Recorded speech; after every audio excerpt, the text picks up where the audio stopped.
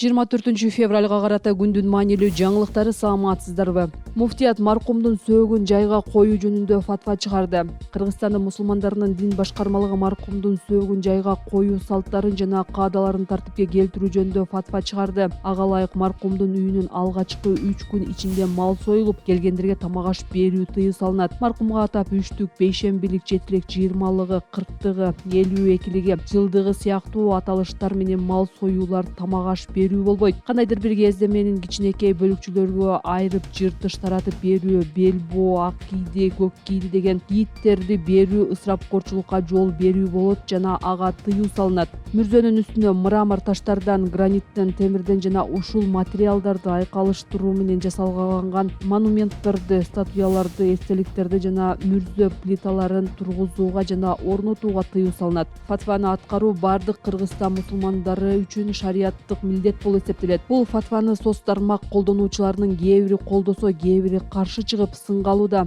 Өткөн жылдын октябрында президент Садыр Жапаров тарыхый маданий мааниге ээ көрүстөндөрдү кошпогондо мүрзөлөргө таш, гранит, мрамор жана металлдан жасалган эстеликтерди тургузууга тыюу салган жарлыкка кол койгон. Анда эстелик менен тосмолор жыгачтан даярдалып, алардын бийиктиги 70 сантиметрден ашпашы керектиги айтылган.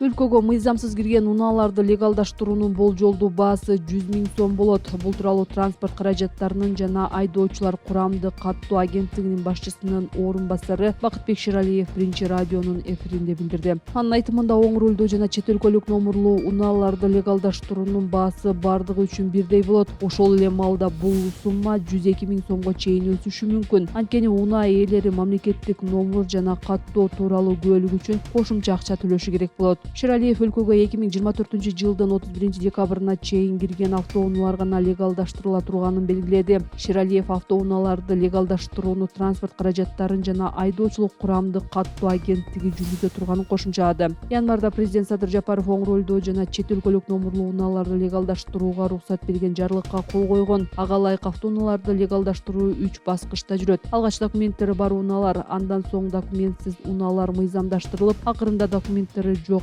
бирок өлкөдөн чыгарып кетүүгө же тетиктерге бөлүп сатууга уруксат бериле турган унаалар легалдаштырылат. 2024 жылы октябрда ички иштер министринин орун басары Эркебек Ашыркожоев унааларды Кыргызстанга тетик катары алып келип, кийин кураштырган учурлар көбөйгөнүн билдирген. Декабрдын башында УКМКнын башчысы Камчыбек Ташиев атайын кызмат өлкөгө армян жана абхаз номурлуу унааларды ташып келүүгө байланышкан ири коррупциялык схема боюнча тергөө жүрүп жатканын айткан. УКМКнын маалыматына ылайык Кыргызстанда Армениядан жана Абхазиядан алып келинген жалпысынан 15 000ге жакын унаа болсо, алардын 90% оң рулдуу. Декабрь айында аймактардагы айдоочулар чет өлкөлүк номурлуу унаалар жабыр текшерилип, айып жайына киргизилип жатканын билдиришкен. Алардын асиялары бар экенин, унаасыз үй бүлөлөрүн бага албай калышарына даттанышкан.